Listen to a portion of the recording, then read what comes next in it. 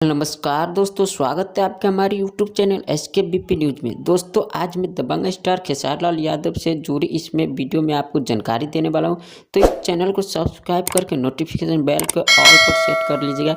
तो चलिए स्टार्ट करते हैं।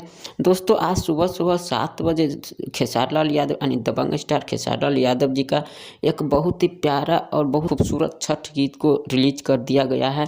सारेगामा हम भोजपुरी यूट्यूब चैनल के माध्यम से इस छठ गीत को आज रिलीज किया गया है 7 बजे।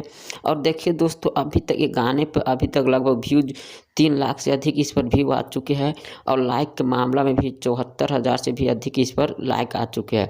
और गाना के जो राइटर है यानी पवन पांडे के द्वारा इस गाना को लिखा गया है और गाना को गाए हैं हमारे जो दबंग स्टार खेसारी लाल यादव जी, गाना को बहुत अच्छी तरीक़ों से गाए हैं और काफ़ी गाना हिट अच्छी तरीक़ों से खेसारी लाल यादव जी ने गाने को गाया है और काफ़ी अच्छी तरीके से गाना पर व्यू आ चुके हैं 3 घंटा के अंदर में।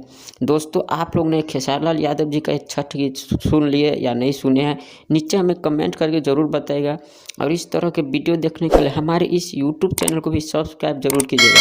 फिर मिलेंगे एक नेक्स्ट वीडियो में, तब तक के लिए बाय।